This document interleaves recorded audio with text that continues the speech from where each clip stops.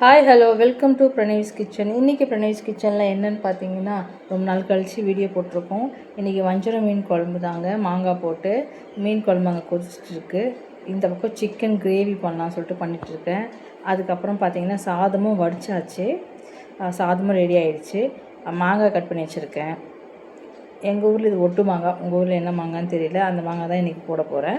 So மீனும் மசாலா போட்டு வச்சுருக்கேன். இங்கே ரசமும் ரெடி ஆகிடுச்சு, எல்லா மசாலாவும் போட்டு வச்சுருக்கேன். ஜஸ்ட்டு தாளித்து ரசத்தை ஊற்றி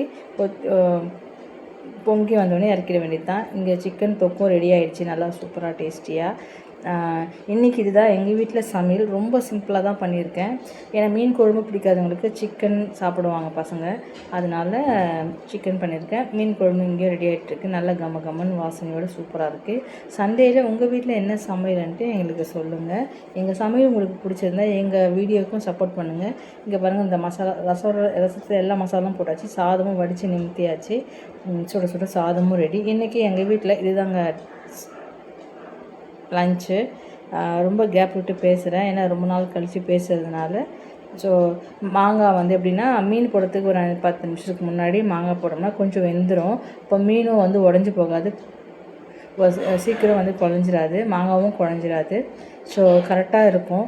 அதனால தான் மாங்காய் முன்னாடி போட்டுட்டோம். அதுக்கப்புறமா நம்ம மீனை போட்டுட்டு நான் காட்டுறேங்க. நல்லா மாங்காய் போட்ட உடனே அந்த மீன் குழம்பு பாருங்கள் எப்படி இருக்குது. மீன் இப்போ போட்டாச்சு, மாங்காய் போட்டு 10 நிமிஷம் ஆகுது. இப்போ மீன் வந்து உடையாமல் இருக்கும். மஞ்சள் மீன் குழம்பு சுட சுட ரெடி. இன்றைக்கி எங்கள் வீட்டில் இதுதான் எங்களுக்கு லஞ்சுக்கு.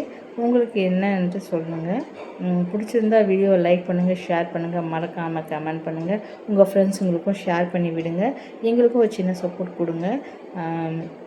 ரசமும் தாளிக்கிறோம் பாருங்கள், அவ்வளோதாங்க. ஜஸ்ட் ரசம் தாளித்து அதை கொஞ்சம் பொங்கி வரும் இல்லைங்களா, கொதிக்கக்கூடாது. ரசம் லைட்டாக அந்த நுர மாதிரி வரும், அப்போ வந்து நம்ம அடுப்பை ஆஃப் பண்ணிட வேண்டியது தான். ஸோ இன்றைக்கி சமையல் வேலை முடிஞ்சிச்சு. காலையில் பொங்கலும் சாம்பாரும் தான் பண்ணோம். ஸோ அதை வீடியோ எடுக்க மறந்துட்டேன், அது போட முடியல. அதனால் மதியம் என்ன சமைச்சோமோ அதை நான் போட்டிருக்கேன். இன்றைக்கி இதுதான் எங்களுடைய வீடியோ சமையல். பிடிச்சிருந்தால் லைக் பண்ணுங்கள், ஷேர் பண்ணுங்கள், கமெண்ட் பண்ணுங்கள், மறக்காமல் சப்ஸ்கிரைப் பண்ணுங்கள். பாய் ஃப்ரெண்ட்ஸ், நெக்ஸ்ட் வீடியோவில் பார்க்கலாம். அனைவருக்கும் வணக்கம், பாய்.